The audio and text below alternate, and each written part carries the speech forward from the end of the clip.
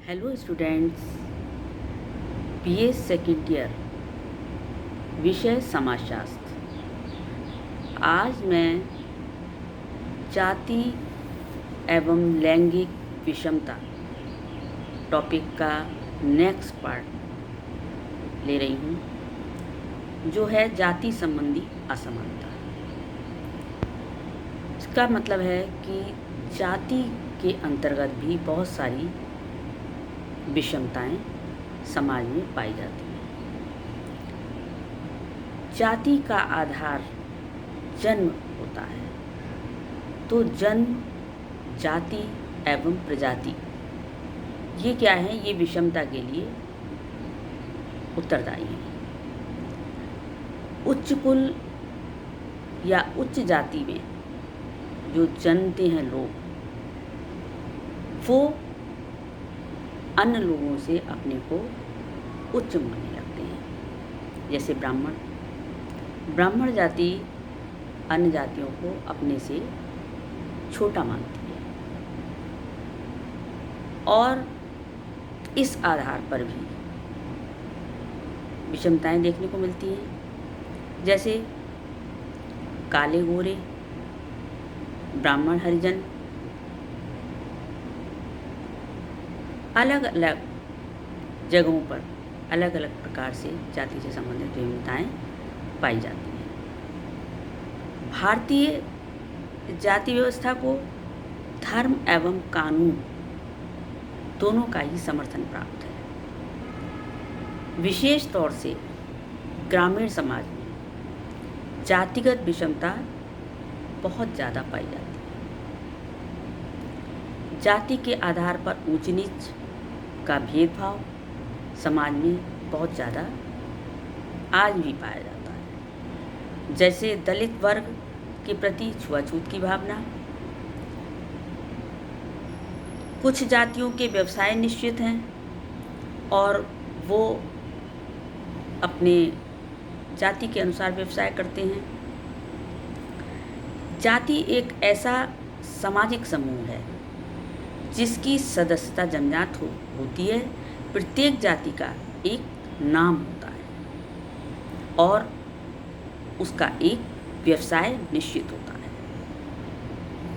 जैसे ब्राह्मण का पूजा पाठ का काम, वैश्य का व्यापार करना, जाटव का जूते का कार्य आदि। जाति की कुछ विशेषताएं हैं जो इस प्रकार हैं कि जाति की सदस्यता जन्मजात होती है, पहला।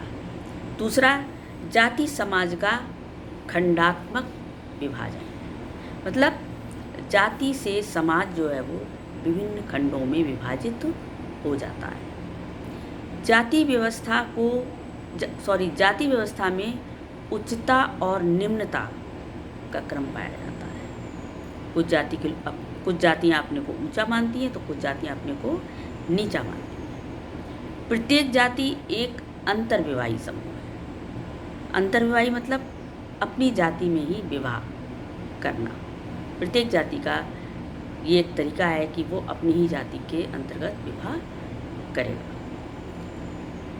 प्रत्येक जाति का एक वंशानुगत व्यवसाय होता है। जाति के सदस्य खान पान एवं सामाजिक सहवास संबंधी नियमों का पालन करते हैं। प्रत्येक जाति की स्थानीय रूप से पंचायत होती है जो जाति के नियमों का लोगों से पालन करवाती है, और पालन न करने पर उन्हें विभिन्न प्रकार के दंड भी दिए जाते हैं। जाति की सदस्यता संपूर्ण जीवन के लिए होती है। कोई व्यक्ति अपने प्रयास से इसे नहीं बदल सकता है। यदि वो बदलने की कोशिश करता है तो उसे उस समाज से अलग कर दिया जाता है। ऊंच नीच का भेदभाव, सामाजिक विषमता में ऊंच नीच का भेदभाव भी बहुत मायने रखता है। उच्च जातियाँ जो होती हैं, ग्रामीण लेवल पर अगर देखें तो उच्च जातियों का भूमि पर अधिकार होता है, नियंत्रण होता है, और निम्न जातियाँ उनके अंडर में रह करके कार्य करती हैं। कोई घृणित कार्य करके अपनी जीविका चलाता है, तो कोई अच्छे कार्य करके अपनी जीविका चलाता है। निम्न जाति को सत्ता, शक्ति एवं प्रभुत्व हासिल नहीं होता है और समाज में सबसे नीचा स्थान उन्हें प्राप्त था। कुछ जातियां पवित्र समझे जाने वाले व्यवसाय करती थीं और कुछ जातियां अपवित्र। ये व्यवस्था प्राचीन काल में ज़्यादा से ज़्यादा पाई जाती थी। आज ये व्यवस्था ग्रामीण लेवल पर देखने को मिलती है, परंतु आज जाति एवं व्यवसाय का ये संबंध टूटता नजर आ रहा है, क्योंकि आज सभी के लिए शिक्षा समान रूप से दी जाती है। शिक्षा का सार्वभौमिकरण, शिक्षा का भी एक कानून बन गया है, जो चाहे वो कोई भी जाति हो, कोई भी धर्म हो, सबके लिए शिक्षा समान रूप से देने का प्रावधान है। निम्न जाति में भी आरक्षण के द्वारा अच्छी शिक्षा प्राप्त करके लोग ऊंचे ऊंचे पदों पर आसीन हो जाते हैं और उच्च जातियाँ उनके अंडर में रह करके कार्य करती हैं। इस प्रकार विभिन्न जातियों के कई परिवारों को जाति प्रणाली की परंपरागत व्यवस्था में ऊपर उठने का मौका मिला है। नगरीय क्षेत्रों में जाति के आधार पर भी विषमताएं पाई जाती हैं और ग्रामीण क्षेत्रों में भी जाति के आधार पर आज भी बहुत सारी विषमताएं समाज में विद्यमान हैं। यद्यपि छुआछूत से संबंधित कानून बन गया है कि अब छुआछूत जो भी व्यक्ति करेगा, मानेगा, उसको कानूनन दंड दिया जाएगा, परंतु ग्रामीण क्षेत्रों में आज भी ये विद्यमान है। आज भी बड़ी जातियाँ छोटी जातियों पर अत्याचार करती हैं, उन्हें तुच्छ समझती हैं और उनसे वो कार्य कराती हैं जो उनके लिए अपवित्र होते हैं। आज राजनीति में वोट बैंक के रूप में जातियों के महत्व को बढ़ा दिया है। अपनी जाति को बढ़ावा दिया जाता है।